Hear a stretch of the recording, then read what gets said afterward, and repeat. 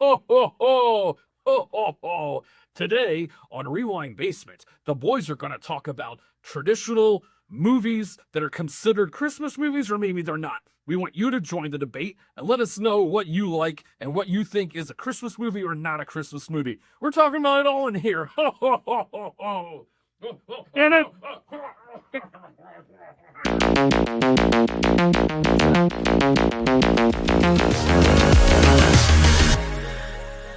Ooh, it's cold. That's why I'm wearing a jacket today. Welcome to a special holiday-themed episode of Rewind Basement. Today, we are asking the perennial question, do they know it's Christmas time at all? And it's been a great debate over the many years. Is XYZ movie a Christmas movie or not? And there's hundreds of arguments. We'd love to hear your side. Are the movies that we discuss, are they Christmas movies? They're absolutely not Christmas movies, but we're going down the list, talking about these movies that we think either are or have been linked as, and we're saying, no, they're not. And we're also going to look at, do they have to be Christmas movies? Do they have to take place during Christmas? Right. Could it have been moved to a different time of year? Exactly. So, I'm Andy. And I'm Joshua. And we're looking forward to taking you on a wonderful Christmas ride through the winter wilderness. A sleigh ride through the forest of cinema. That's the forest of cinema, yes. All right. Can we get any cheesier? I don't know. Yeah, put some puppies and Santa hats running by. Oh, okay. Yeah. Easy. So the number one. We're gonna do the number one, right? This is the one everyone talks about. So this is what kind of started the whole conversation. Started the whole conversation. Many years ago, somebody was being kind of a Weisenheimer, right? I think Weisenheimer is the best term for this. All right. Somebody was trying to be a Weisenheimer and said, did you know Die Hard's actually a Christmas movie? And their criteria is it takes place over Christmas. There's ho-ho-ho jokes, Santa jokes. There's Christmas treats. There's lots of snow and skiing. There is a lot of snow in the movie. There is a lot of snow in the movie, even though it's in LA. And so people said, it's a Christmas movie. And I think they're trying to be a Weisenheimer. They're trying to disrupt audience expectations. Or just play around with the idea of a Christmas movie. Right. Christmas movies can be very schlocky, can be very saccharine, and this kind of flies in the face of it. Right. So maybe they're just trying to be like, see, it doesn't have to be Hallmark to be Christmas. Right. You can enjoy Christmas time any way you want. One of the things I've noticed that other movies, looking at other movies that are not traditionally Christmas movies, but considered, Wizard of Oz. People talk about, every year Christmas we watch Wizard of Oz. I was like, that has nothing to do with Christmas. However, Wizard of Oz was mentioned in Christmas Story. Yeah. And so I think when they talk about it in Christmas Story, people are like, let's also put on Wizard of Oz. But also a big deal about Christmas. The thing that makes Christmas its money is the nostalgia. Everything is a memory or a throwback or a legacy. Very rarely does something new come in and we've never, this is a wholly new tradition or event. Look at the music that we listen to, the specials that we watch. It's all about nostalgia and remembering what you did the last time. And that felt so good. So you're hoping to recapture it. And I think people have good times watching Wizard of Oz. Yeah. With their folks. And they've come home later. They've got kids now maybe. And it's like, I've never associated Wizard of Oz with Christmas. Never watched it during Christmas time. Okay. Never even thought about it. And until you said something, didn't even know that was a thing. I mean, obviously, A Christmas Story, they talk about Wizard of Oz because it takes place around the time that the movie came. And that was all this juggernaut. But aside from that, never crossed my radar. Here's another aspect to that. I remember distinctly growing up a lot of Wizard of Oz Christmas ornaments. And nowadays with Hallmark, we've got hundreds and hundreds of pop culture Christmas ornaments, right? Any property that can be exploited has been miniaturized to be put on your tree. Yeah. But back then, that was not the case. Christmas ornaments were Christmassy. Yep. But I remember a lot of Wizard of Oz Christmas ornaments. I don't remember that either. Okay. So we're not putting Wizard of Oz on our list as the Christmas movie. No. But talking about how this association comes about. Right. So do you think Die Hard has to take place at Christmas? No, I do not. the whole Christmas thing was he's going from New York to L.A. Right. to be with the family, the estranged family, Christmas time, blah, blah, blah. But I think you could have used any occasion for that. The other thing is, well, it's a Christmas party. Right. And so the building was mostly empty because it's Christmas. Everybody went home. People were there after hours. There's after hours. But I think you could have had that being, a very successful merger happened or product launch or whatever. And so they're celebrating that, or the retirement of their CEO. It could have been any of those things to get all the people in the tower. And John coming to LA could have been a graduation. It could have been a sweet 16 birthday. It could have been any number of things. I don't think it needed to take place at Christmas time at all. So it was a quirk, and then it came out, and then people started saying it's a Christmas movie. Yeah. Okay. Yeah. I agree that there's nothing about it that says this only worked because it was a Christmas movie. Right. Yeah. I do agree with that. But I will say, I think the fact that there was an after-hours Christmas party was the easiest.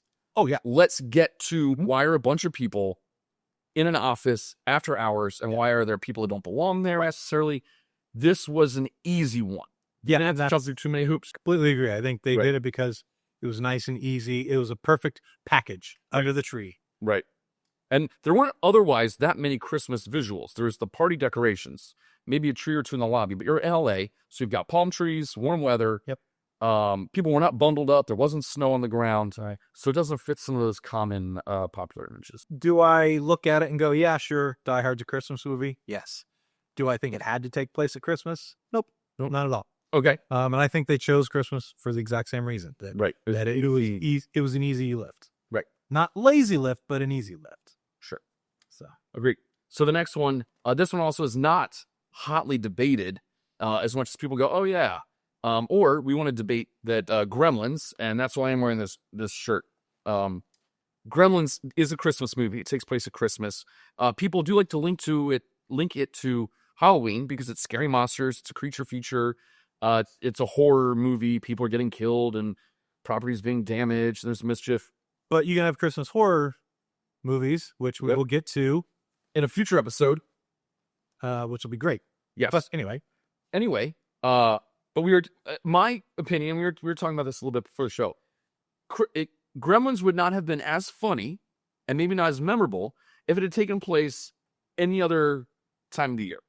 For me, the Joe Dante and Chris Columbus specifically wanted to put the horrors and the humor of the Gremlins against the saccharine, sweet Christmas presents and snow and snowmen and Christmas trees and Christmas presents, Christmas cookies.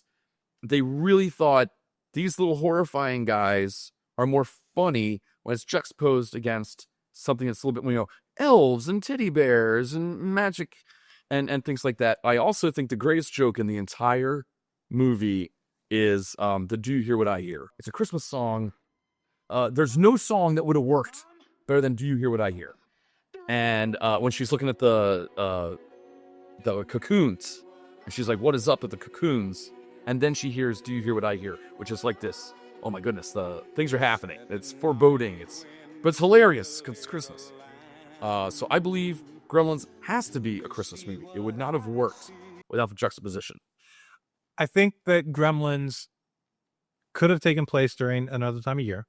However, you would have lost a lot of your jokes. Yeah. There wouldn't have been as humorous scenes. The caroling. That's my favorite scene. Yeah. That has to be Christmas, right? Yeah. You have to have that. And I think because of it's winter, it's Christmas, it's snow, so you get all of those extra jokes in there. Right. The snowplow and people being stuck and trapped because of the snow. Right. You lose a lot of that. So it would have been a very different movie. But I think Gremlins 2 proved that you could still have a movie. Right. Not at Christmas. And that one juxtaposed Gremlins and mischief against the hubris of, automate. It's going to be a fun one. automation. The hubris of excessive automation. How about that? Am I close? You're close enough. I think close enough. They had too much stuff that did stuff. How about that? And corporate greed and corporate lifestyle. And they wanted to kind of mush those two together. And so it worked great in that realm. So, huge fan of Gremlins. But yeah, it's a Christmas. It has to be Christmas. It has to be Christmas. Like I said, you lose half the jokes, and you just need it. Right. We have some fun facts. One, the mom, Lynn Peltzer, I think, is also the mom from Back to the Future. Lorraine's mom.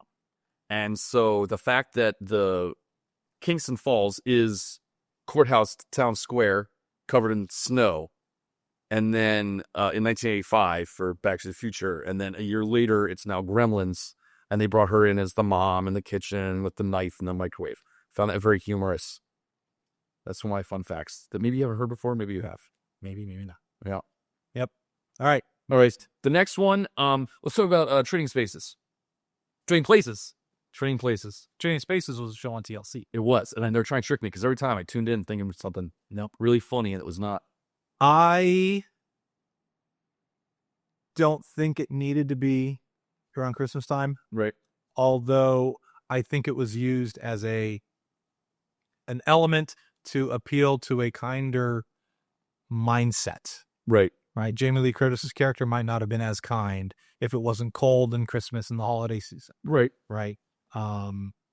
But I did like it's cold in Christmas in New York, and the big thing is the frozen orange juice concentrate. Right. It's a commodities market. Florida, sunshine, California, sunshine. Right. And so they're playing with that. And honestly, I do have the image of Dan Aykroyd in my head wearing the dirty sand. Oh, biting the fish through the beard. Yeah. Oh. But other than that, it did not occur to me to think of it as a Christmas movie or classify as a Christmas movie. Yeah. But it's still fun. Because that's a movie that for a long time, Comedy Central was playing that like all the time. Right. You see that year round. Yeah.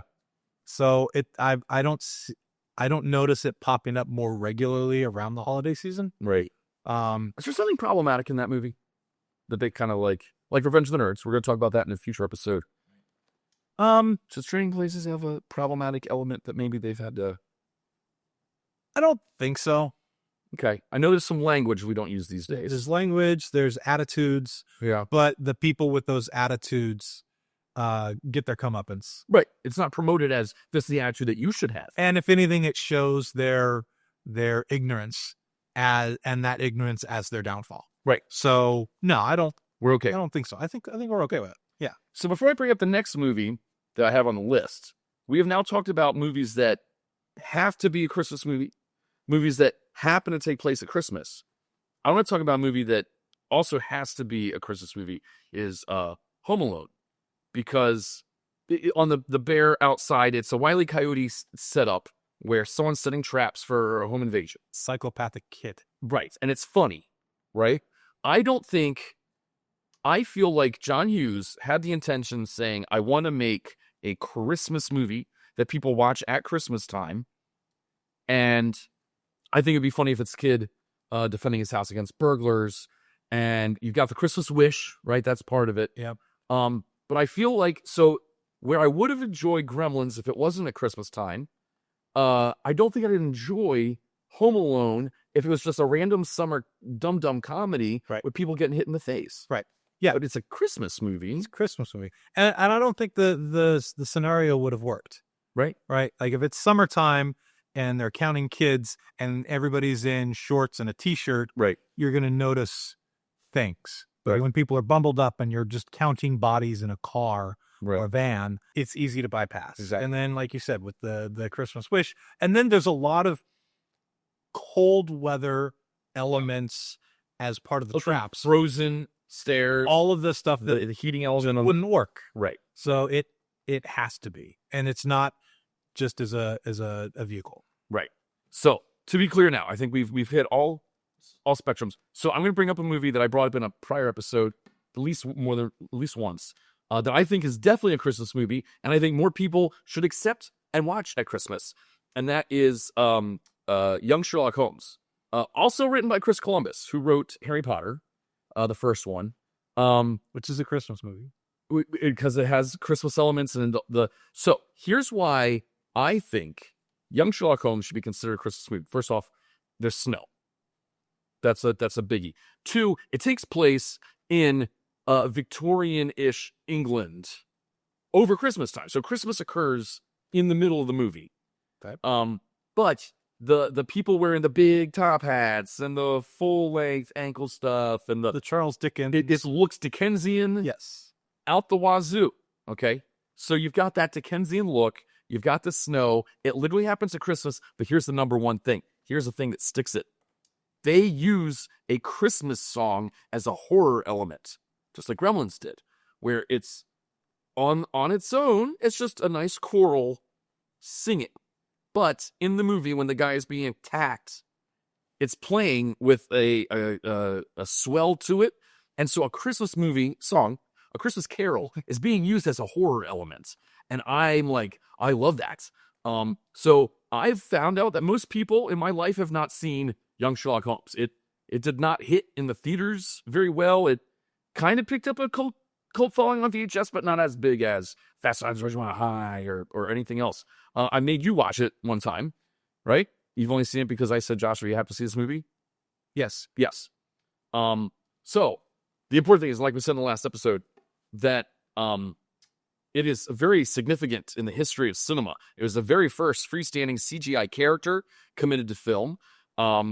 It's a great mystery. I love the mystery. I love the horror elements. It is the parts of it when you've got Victorian, Dickensian, British elements, and then you've got the Egyptian elements. Then you've got there's street robbers, but there's also demons. Like what? There's stop motion. There's inventions. There's a little bit of humor. I think it's a fantastic movie, and it's one that I do watch over Christmas. It is one of my Christmas ones. So give it a shot if you haven't seen it yet, and gather the family around for liquor sticks and hot chocolate. So let me bring up 2 movies that take place Christmas time. Okay.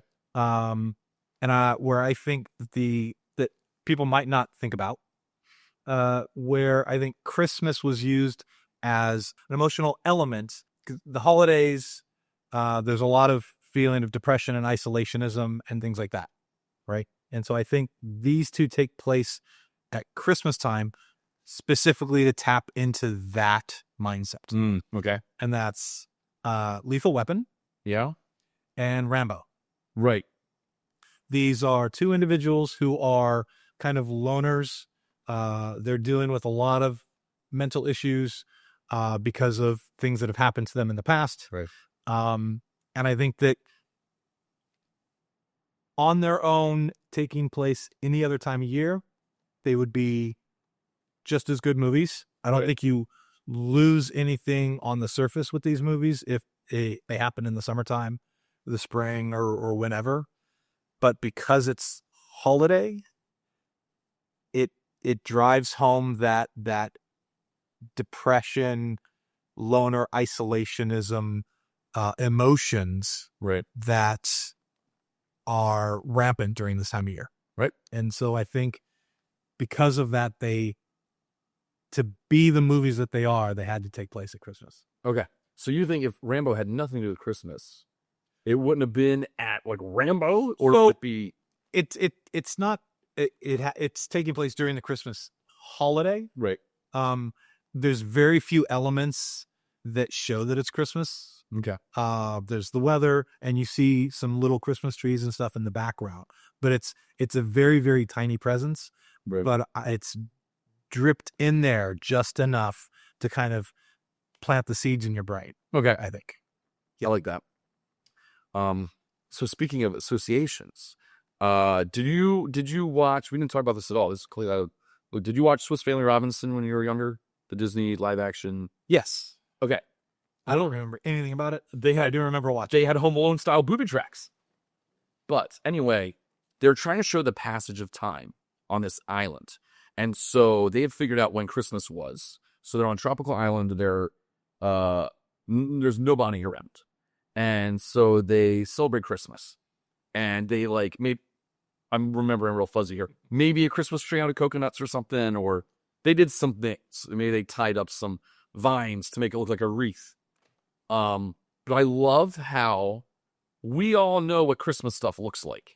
And so it is a way to show the passage of time. Like they got here in the summer, it's now Christmas, and that's been 5 or 6 months. But I also love that we want to participate in the celebration of the holiday season, even when we're isolated and far away. And so I think to your point, if you can't be part of the network, if you are disconnected, if you are isolated, that can have a huge impact. And so I think subtly that really did come into the storytelling beats in both Rambo and Lethal Weapon. Yeah. Whereas on the flip side.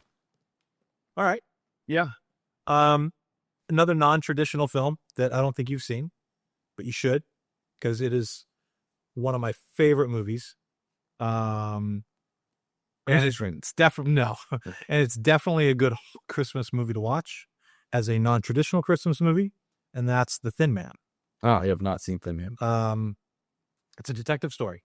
It's film noir, but it's film noir with humor, not like slapstick Laurel and Hardy type humor, Three Stooges, but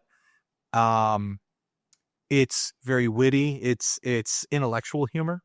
Right. The dialogue between Nick and Nora Charles, is absolutely amazing. Okay. And you don't get that a lot anymore. Right. But it takes place during Christmas. It's not a Christmas movie. Right. But because it's the Christmas time, they're throwing Christmas Eve parties. People are doing shopping. There's the Christmas elements without it being like, we've got to do this for Christmas. No, it's a murder mystery that's taking place during that time frame. Right. So it's peppered in there, but just the dialogue and the interplay between Nick and Nora, so good. Okay. Highly, highly, highly recommend it. And I can find this on our Letterboxd list. We have a Letterboxd list playlist of every single one of our episodes, and we mention all the movies. So if you're like, oh, that sounded like a good movie, but I didn't write it down or I don't remember, go visit our Letterboxd lists. They're usually posted in the description below, and you can find all these movies we've discussed. So I will make sure Thin Man is on that list, and then I will check it out when I have some time. It's a whole series of movies. Mm-hmm. The first one, The Thin Man, it's the best. Right. But it's great. So using the criteria I said earlier, we got 2 movies left. We've done a really good job on our list. We talked about everything, plus 1 or 2 extras. We only have 2 left. I put those on the list, so yeah, stick it to the list. You did. Last second. This just before we started recording. Yeah, I see that. So this movie, I will say, is a Christmas movie, and then the next movie after that, I'm saying is not a Christmas movie. Okay. So according to my criteria, which is snow, and I know where you're going. Yeah, Elizabethan or not Elizabethan. No. Dickensian looks plus a Christmas song used as a horror element. Hateful Eight comes very close. So it's not Dickensian, but it's old-timey Old West, right? So sure, put that in the basket. But Senor Bob does Silent Night on the piano to build a crescendo. And so you got the snow, you've got the isolation. It is about Christmas. Michael Madsen claims that he is just a regular cowpuncher heading home to visit his mom for the holidays. And so I love Hateful Eight. I look for excuses to watch Hateful Eight. It's close to 3 hours, so sometimes you really got to block that out. Maybe take a day off work or something, whatever you got to do. But I put Hateful Eight in the same Christmas column as Die Hard, in that it's got enough elements that it doesn't have to be a Christmas movie, right? It could have been January, could have been February. It could have been. And it's the same movie. Has to be wintertime now. Wintertime, yeah. It has to, because otherwise there's no reason for them to be stopped there. Right. So it does have to be wintertime. Yes. And if it's going to be wintertime, you might as well be around. Add some of those little elements to kind of make it a little more. And maybe this is me baggage that I'm bringing to this baggage. to the thing is that because it's not yet Christmas, because it's not yet New Year's, there's a buildup, right? Like every year, there's a buildup to Christmas. Christmas hasn't happened yet, right? And the whole movie is this buildup for something's going to go down. We know this, but it hasn't happened yet. And so I think the fact that they've mentioned a couple times that it's the lead up to Christmas, everybody has that rubber band pulled back a little bit. And it's not a huge element, but it's one of the elements that adds a little bit of suspense to me. Like I said, maybe that's a little bit of baggage. There's always that like rejection. Because like once Christmas comes, once New Year's done, you're like, all right, no tension, nothing. I'm good, right? I'm coasting. But leading up to it's like, will I get all my work done in time? Will I get the presents in time? Will I decorate it? Will we, blah, blah, blah. Too much headache and stress. Right. So let it go. And I recommend watching Hateful Eight to do that. And so the last movie we have on the list has been categorized as a Christmas movie, up for debate as a Christmas movie, and that is Batman Returns, Tim Burton's sequel to 1989 Batman. Okay. Takes place over Christmas. There are lots and lots of Christmas decorations and snow and elements. Like there's Santa people, there's Christmas elves. Max Schreck is handing out expensive baubles, Yeah. when he wishes he could be handing out, promises. But I don't consider it a Christmas movie. I appreciate that Tim Burton did Christmas, right? We've seen Nightmare Before Christmas. And there's if you watch Batman Returns and Nightmare Before Christmas, and you'll see a couple little throwbacks, Easter eggs, connections. And he's done Christmas before as well. Edward Scissorhands. Right. That's Christmas. Which could be Christmas, could be not Christmas. There's snow. There is snow. And I think the Christmas in that movie was included for the whole suburban atomic family. Yes. Nuclear family. Atomic, not family.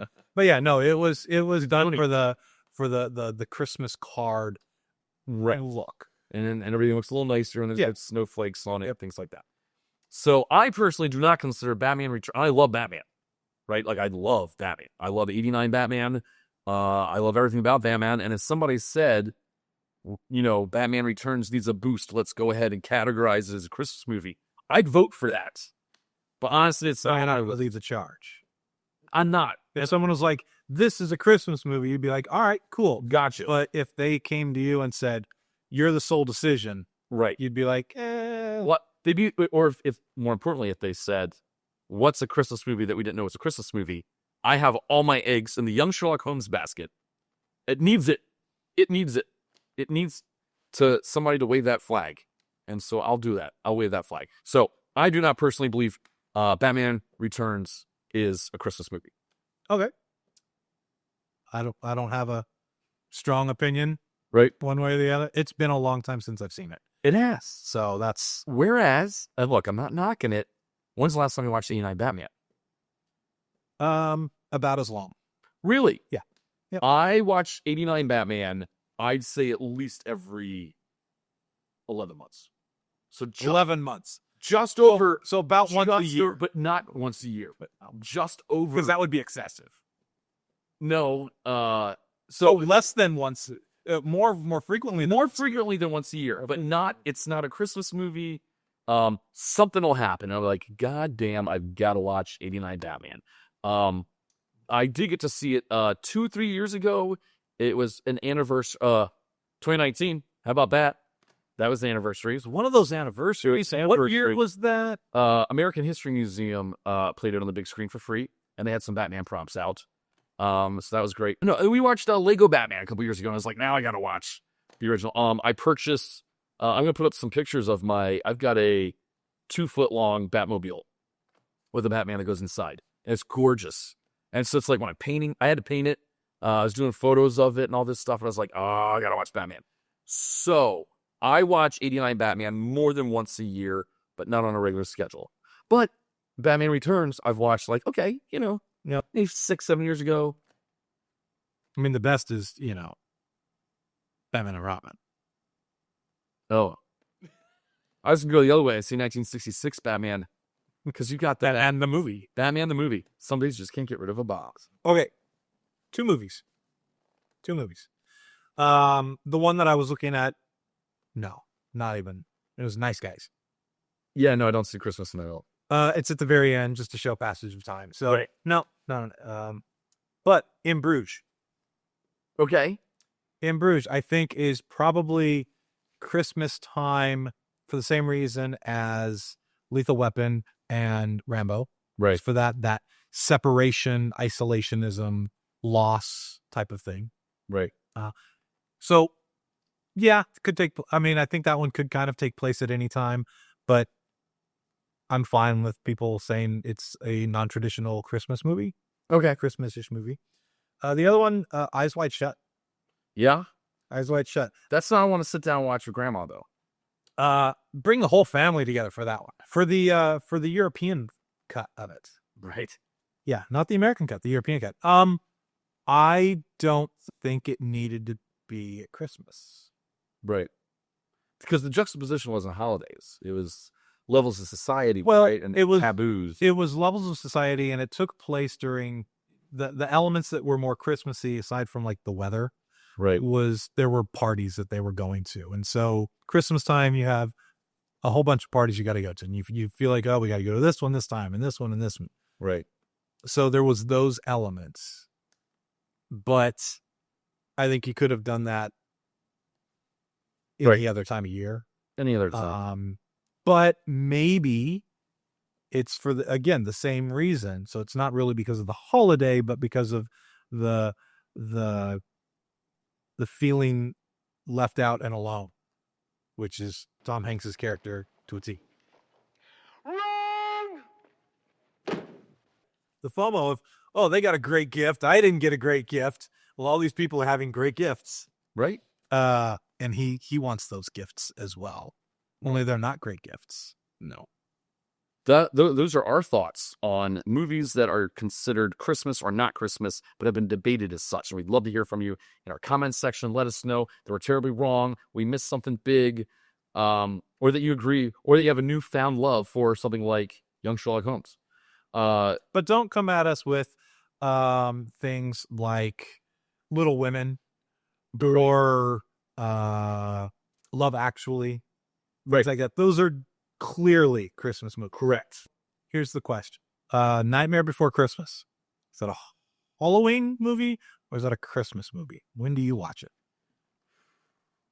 Typically, I watch it at Halloween because this is Halloween, right? Is the soft.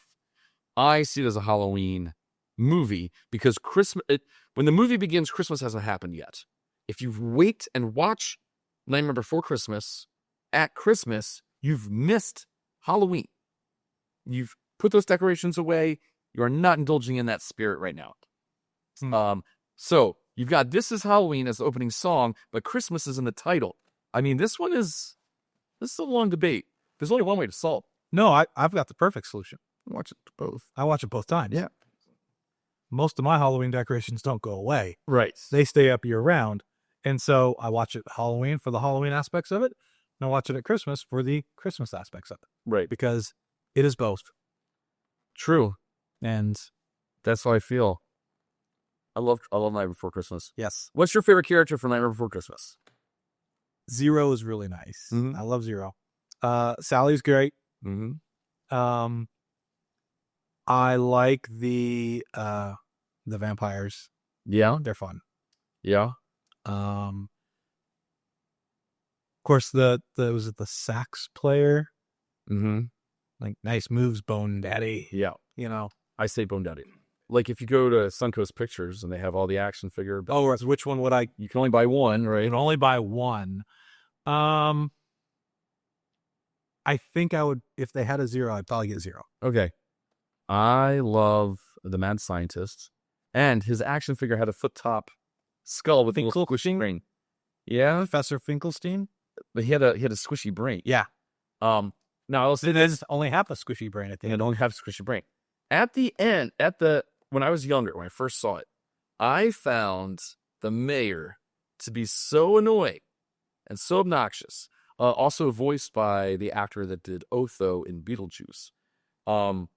However, as I'm older and I have to deal with politics against my will, I find the duplicitousness and the twisty face and the whininess and the ineffectuality. Very funny. That wasn't really a caricature of politicians. It was a real life portrayal. Right. A lot of politics. And so that's one aspect. When I was younger, I was like, yeah, get this guy off the screen.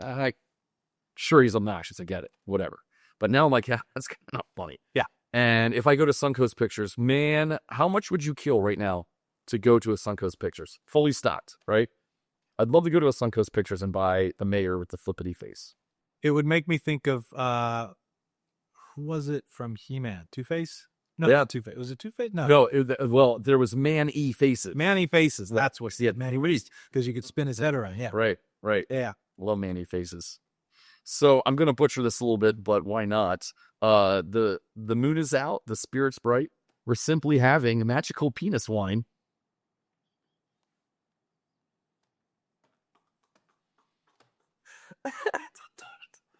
I've had that song stuck in my head since my son sent me that meme. It's the only thing I have playing right now, and it's driving me bonkers. And it's been stuck in my head all day, too, because you didn't even play it for me.